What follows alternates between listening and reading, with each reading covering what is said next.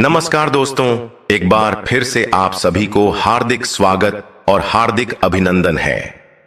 दोस्तों, घर के सामने तुलसी का पौधा होना और तुलसी के पास दीपक जलाने का कितना महत्व है, इसका जानकारी हम एक पौराणिक कथा के माध्यम से समझेंगे। इस कथा को सुनने के बाद आप भी रोज तुलसी के पास दीपक जलाना शुरू कर देंगे, इसकी मैं गारंटी देता हूं। तो चलिए आपको सुनाते हैं वह महान कथा।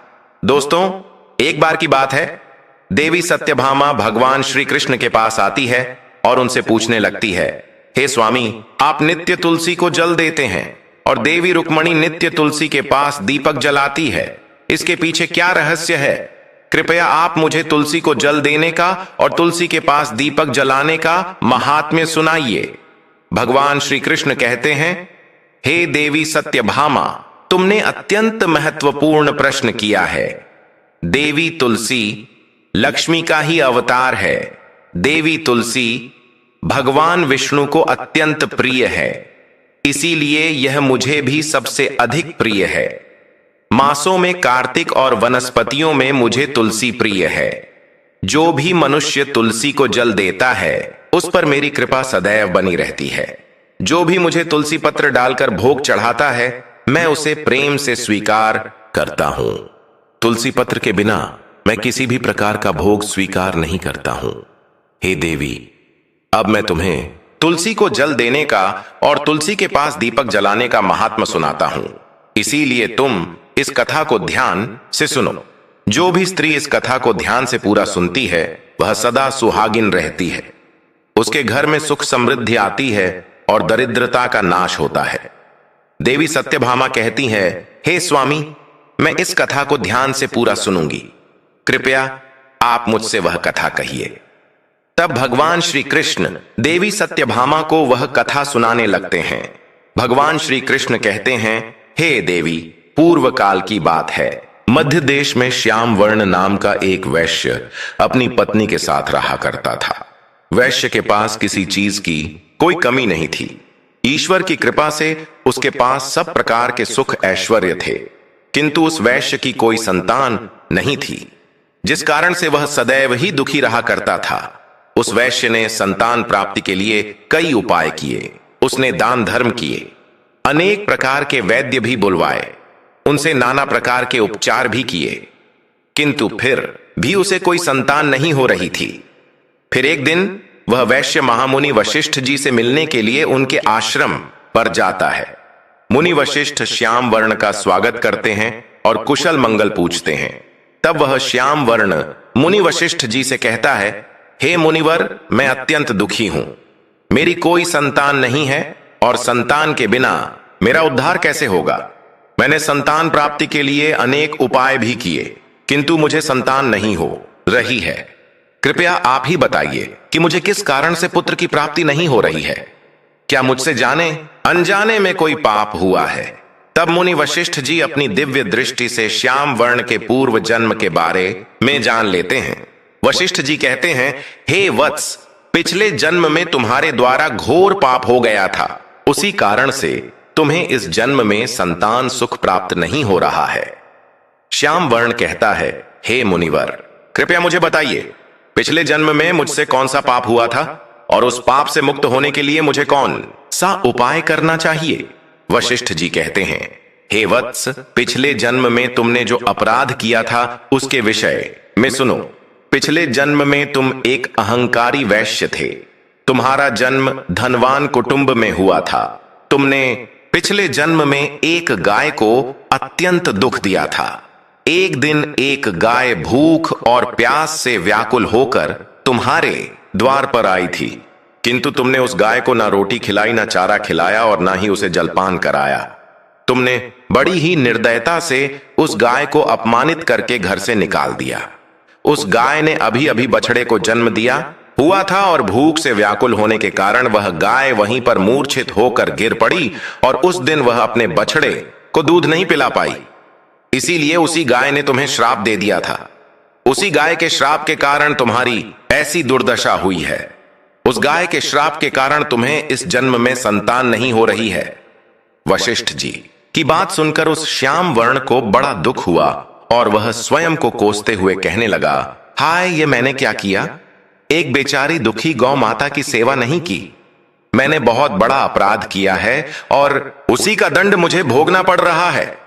श्याम वर्ण वशिष्ठ जी से कहता है, हे मुनिवर, मुझसे बहुत बड़ा अपराध हुआ है। अब मैं इस पाप का प्रायश्चित कैसे करूं?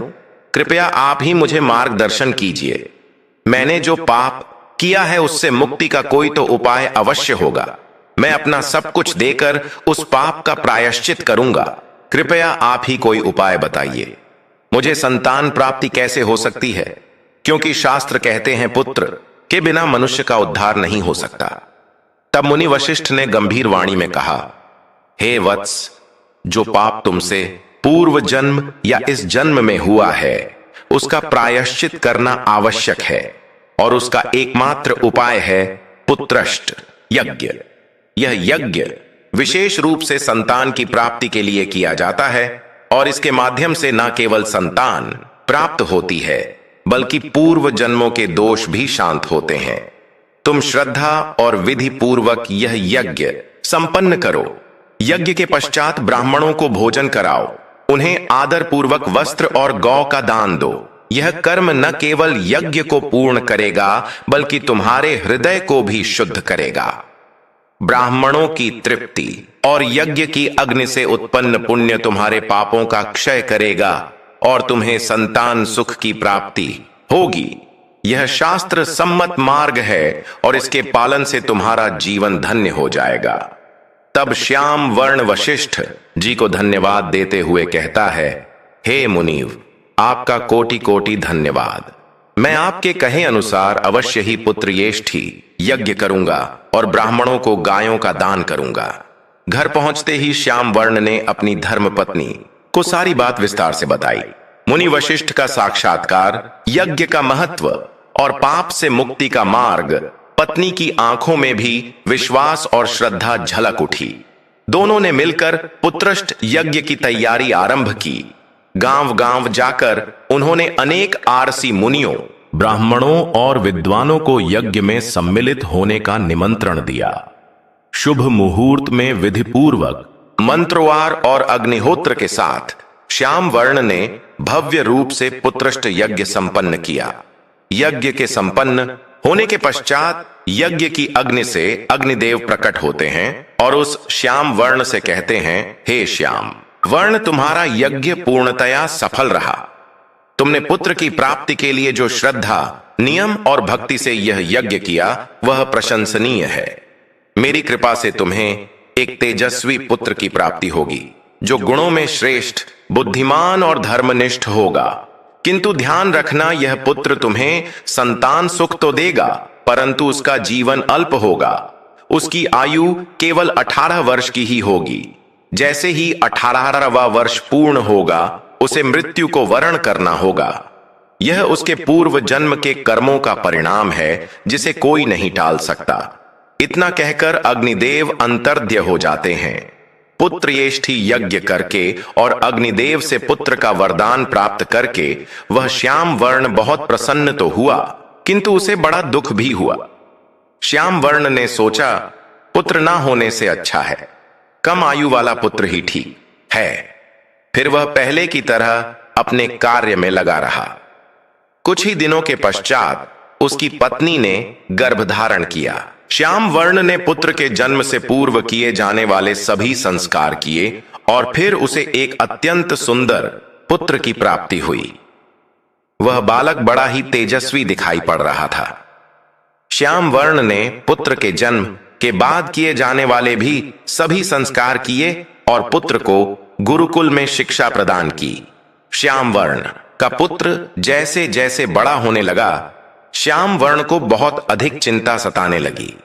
फिर जब उसका पुत्र 16 वर्ष का हुआ तो श्याम वर्ण की पत्नी ने उससे कहा, हे नाथ, अब हमें अपने पुत्र का विवाह कर देना चाहिए। हमारा पुत्र अब विवाह के योग्य हो गया है। श्याम वर्ण ने कहा, हे प्रिय, विधि के विधान के अनुसार हमारे पुत्र की आयु केवल 18 वर्ष की ही है। 18 वर्ष के पश्चात हमारे पुत्र की मृत्यु हो जाएगी। इसीलिए हमें इसका विवाह करके किसी कन्या के जीवन को बर्बाद नहीं करना चाहिए। वह तो 2 वर्षों बाद विधवा हो जाएगी, फिर उसे जीवन में अनेक कष्ट सहन करने पड़ेंगे। लेकिन श्याम वर्ण की पत्नी नहीं मानी। वह अपने पुत्र का विवाह होता देखना चाहती थी। श्याम वर्ण की पत्नी कहती है, हे नाथ, कुछ भी हो, मैं अपने पुत्र को अविवाहित मरते हुए देख नहीं सकती। हमारे पास किस चीज की कमी है? हमारी पुत्र वधू इस संपत्ति को प्राप्त करके सुखी जीवन जी सकती है। इसीलिए अब आप संकोच ना करें और हमारे पुत्र के लिए सुंदर कन्या की खोज करें। अपनी पत्नी के हट के आगे श्याम वर्ण की एक न चली और फिर वह पुत्र के विवाह के लिए मान गया। फिर उसने पास ही के नगर में रहने वाले एक अत्यंत गरीब वैश्य की पुत्री के साथ अपने पुत्र का विवाह संपन्न किया। श्याम वर्ण की बहू का नाम सुभद्रा था। वह अत्यंत गुणवान, चरित्रवान और पतिव्रता नारी थी। वह अपने पति के मृत्यु की बात को नहीं जानती थी। सुभद्रा नित्य अपने सास ससुर और अपने पति की सेवा करने लगी। वह सभी के साथ बड़े प्रेम से रहती और कभी किसी की आज्ञा का उल्लंघन नहीं करती थी। उसने अपनी मधुर वाणी और कार्यकुशलता से सभी के मन को जीत लिया। इस प्रकार से 2 साल बीत गए और फिर वह समय निकट आ गया जब श्याम वर्ण के पुत्र की मृत्यु होने वाली थी। श्याम वर्ण को बड़ा भय लगने लगा। फिर एक दिन उसने अपनी बहू को बुलाया और उससे क्षमा मांगते हुए कहने लगा, हे बहू, तुम मुझे क्षमा कर देना, मैंने तुम्हारे साथ बड़ा अन्याय किया है। सुभद्रा ने कहा, हे ससुर जी, आप ऐसा क्यों कह रहे हैं? आप मुझे क्षमा मांगकर लज्जित ना कीजिए। मैं आपसे छोटी हूं, आपकी पुत्री के समान हूं। कृपया आप संकोच ना करते हुए आपके मन में जो भी बात है वह कहिए। मैं आपकी आज्ञा का पालन अवश्य करूंगी। फिर श्याम वर्ण कहने लगा, हे पुत्री, तुम कल्याणी हो, तुम एक महान पतिव्रता हो, किंतु मेरे पुत्र के साथ तुम्हारा विवाह होने से पूर्व मैंने तुमसे एक बात छिपाई है। हमें पुत्र की प्राप्ति पुत्रेष्ठी यज्ञ करने के बाद हुई थी और अग्निदेव ने हमें यह कहते हुए पुत्र प्राप्ति का आशीर्वाद दिया था कि हमारे पुत्र की आयु केवल 18 वर्ष की होगी। 18 वर्ष के बाद हमारे पुत्र की मृत्यु हो जाएगी। अपने ससुर की बात सुनकर सुभद्रा ने कहा, हे ससुर जी, बस इतनी सी बात आप चिंता ना कीजिए। मैं आपको वचन देती हूं कि आपकी पुत्र वधू मैं कभी विधवा नहीं होगी। आपके पुत्र के प्राणों की रक्षा मैं करूंगी। आप बस मुझे एक दीपक, जल का घड़ा और एक गाय लाकर दीजिए। मेरे पति के प्राणों की रक्षा इन्हीं से होगी। सुभद्रा की बात सुनकर श्याम वर्ण को बड़ा आनंद हुआ और वह कहने लगा, हे बहू, जैसी तुम्हारी इच्छा मैं तुम्हें वह सब चीजें लाकर देता हूं। इतना कहकर श्याम वर्ण ने अपनी बहू को वह तीनों चीजें लाकर दी। फिर जब वह दिन निकट आ गया जिस दिन सुभद्रा के पति की मृत्यु होने वाली थी, उस दिन सुभद्रा ने सुबह उठते ही तुलसी को जल चढ़ाया और उसे प्रणाम करते हुए तुलसी के पौधे पर एक चुनरी बांध दी और तुलसी माता से प्रार्थना की, हे तुलसी मां, आप तो साक्षात लक्ष्मी है, नारायण की प्रिय हो और मेरे सुहाग की अंतिम आशा भी मैं आपको यह चुनरी अर्पण करती हूं, जैसे एक बेटी अपनी मां से प्रार्थना करती है। आज मेरे पति की आयु का अंतिम दिन है। कहते हैं यमदूत आज उन्हें लेने आने वाले हैं, किंतु मेरा विश्वास है कि आप ही मेरे सुहाग की रक्षा कर सकती हैं। कृपा करिए मां, मुझे विधवा होने से बचा लीजिए। फिर सुबह के समय यमराज का एक दूत श्याम वर्ण के पुत्र के प्राण लेने के लिए उसके घर पर आ गया। जैसे ही वह घर में प्रवेश करने लगा, तब तुलसी के पौधे ने उसे रोक दिया और उस स्थान पर साक्षात देवी तुलसी प्रकट हुई और उस दूत से कहने लगी, हे यमदूत, रुक जाओ, यह स्थान अब तुम्हारे लिए वर्जित है। इस घर की पत्नी ने मुझे श्रद्धा से जल अर्पित किया है, मुझे चुनरी चढ़ाई है और अपने सुहाग की रक्षा के लिए मेरी शरण ली है। उस भक्तिन की प्रार्थना व्यर्थ नहीं जा सकती। मैं उसकी रक्षा का व्रत ले चुकी हूं और जब तक मैं यहां उपस्थित हूं तब तक तुम इस घर में प्रवेश नहीं कर सकते। इतना कहकर देवी तुलसी ने अपने तेज से यमदूत को रोका और घर के भीतर जाने से स्पष्ट मना कर दिया। यमदूत ने जब देखा कि स्वयं भगवान विष्णु की प्रिय साक्षात देवी वृंदा उसके मार्ग में खड़ी है, तो उसका तेज भी मंद पड़ गया और वह भय से कांपने लगा। देवत्व की उस दिव्य शक्ति के आगे उसकी मृत्यु देने की शक्ति भी निष्क्रिय हो गई। उसे झांत हो गया कि अब यह कार्य संभव नहीं, और इस प्रकार वह सुभद्रा के पति के प्राण लिए बिना ही यमपुरी की ओर लौट गया। यमलोक में पहुंचकर वह यमदूत सीधा यमराज के सिंहासन के समक्ष उपस्थित हुआ। उसने विनम्र स्वर में कहा, हे धर्मराज, आपकी आज्ञा का पालन करने हेतु मैं पृथ्वी लोक पर गया था, जहां मुझे एक पुरुष के प्राण लेने थे। किंतु जब मैं उस घर में प्रवेश करने लगा, तभी वहां तुलसी का पौधा मेरे मार्ग में आ गया और उस पौधे से साक्षात देवी तुलसी प्रकट हुई। उन्होंने मुझे रोक दिया और कहा कि इस घर की स्त्री ने उन्हें चुनरी चढ़ाई है और अब वे उसके सुहाग की रक्षा कर रही हैं। उनके आदेश के आगे मैं कुछ भी कर पाने में असमर्थ रहा, और इस कारण मैं उस पुरुष के प्राण लिए बिना ही लौट आया। इस बात पर यमराज को बड़ा क्रोध आ गया। फिर उन्होंने अन्य 2 दूतों को बुलाया और कहा, हे दूतों, तुम अब शाम के समय सुभद्रा के घर पर जाओ। जब तुलसी का पौधा सो रहा होगा, तुम उसके पति के प्राण लेकर यमलोक आ जाओ। फिर शाम के समय यमराज के 2 दूत सुभद्रा के घर की ओर निकल पड़े। जैसे ही आकाश में सांझ की कालिमा छाई, सुभद्रा ने कांपते हाथों से तुलसी के पास एक छोटा सा दीपक जलाया और अपने हाथ जोड़कर प्रार्थना करने लगी, हे पावन दीपक, अब तू ही मेरे पति की अंतिम आशा है। यमराज के दूत उनके प्राण लेने के लिए इस दिशा में बढ़ रहे हैं। मैं तुझसे विनती करती हूं, जैसे तू अंधकार में प्रकाश फैलाता है, वैसे ही मेरे पति के जीवन में आशा की किरण बन जा। तेरी लौ की तरह उनका जीवन भी अडिग रहे, अमिट रहे।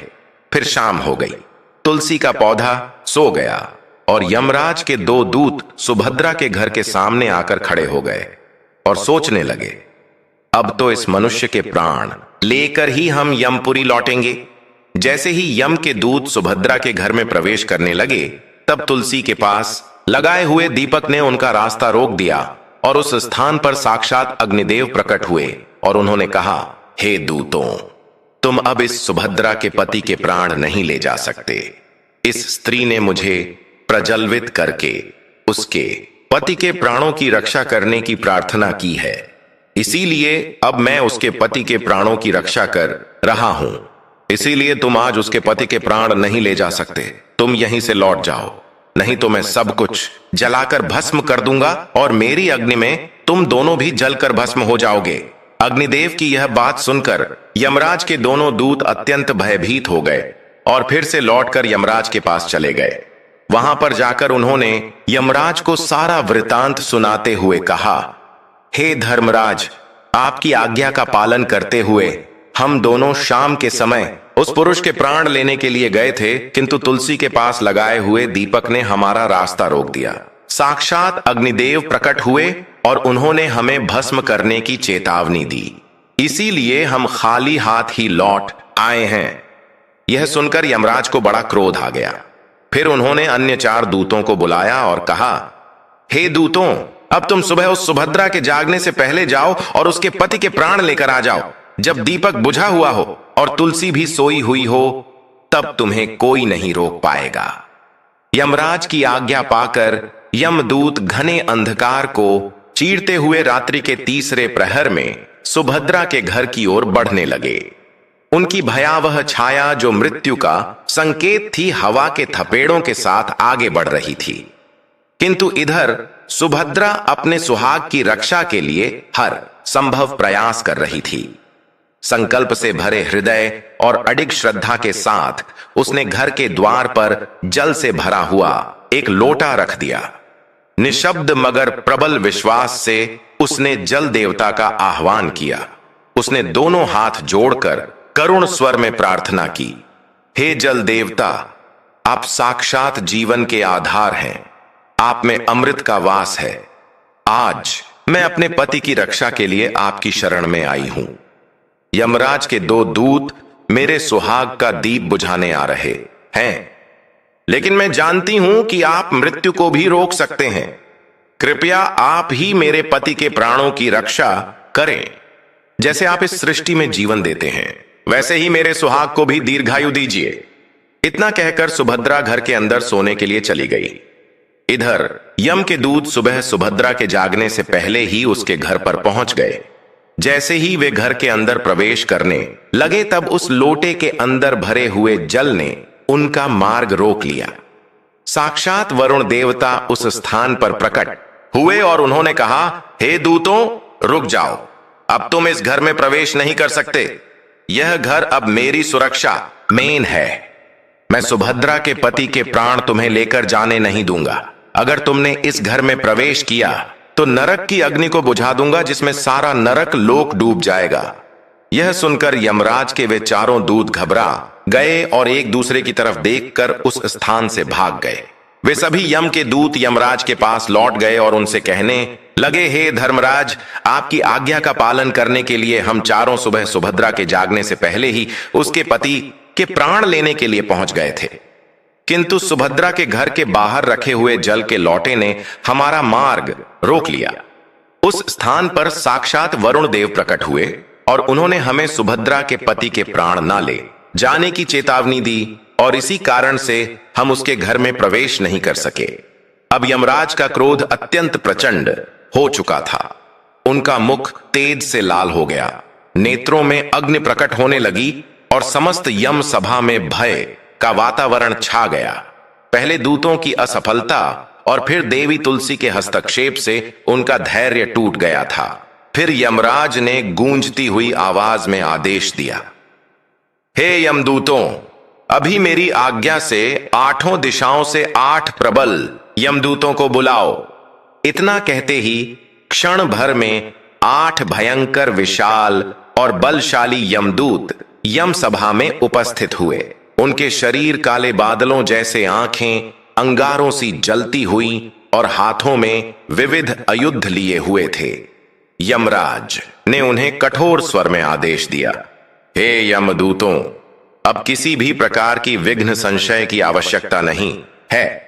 तुम 8 समस्त दिशाओं से दिन और रात्रि के सभी प्रहरों में प्रयत्न करते हुए बलपूक उस मनुष्य श्याम वर्ण के पुत्र के प्राण खींचकर मेरे समक्ष प्रस्तुत करो। इस बार कोई भी यदि बीच में आए तो उसे भी हटाकर कार्य पूर्ण करो। यह अब धर्म की प्रतिष्ठा का प्रश्न है।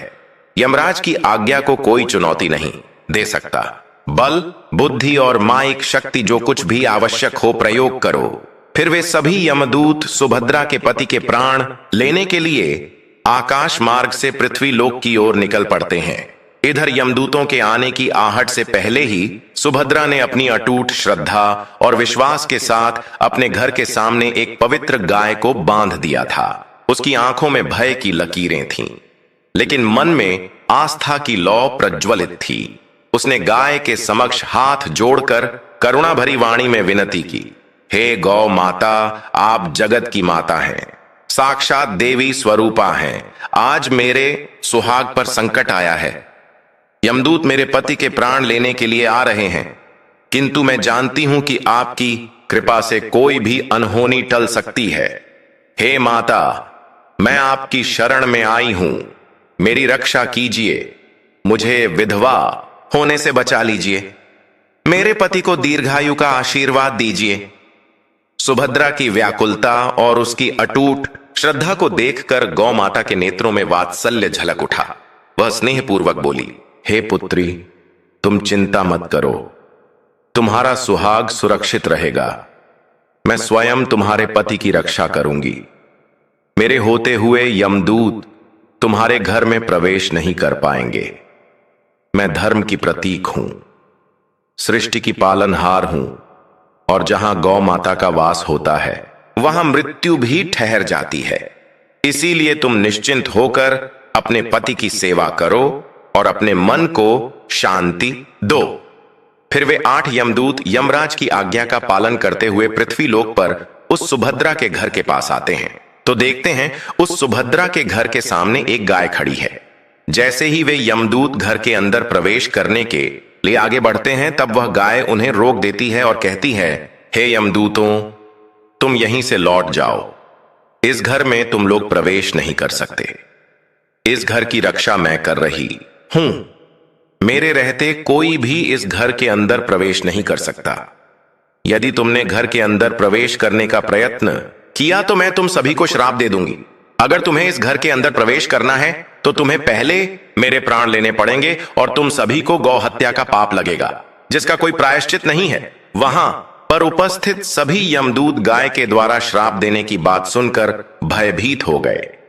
वे जानते थे कि गाय के द्वारा दिए गए श्राप से कोई मुक्त नहीं कर सकता और गौ हत्या तो संसार का सबसे जघन्य अपराध और महापाप है, जिसका कोई प्रायश्चित भी नहीं है।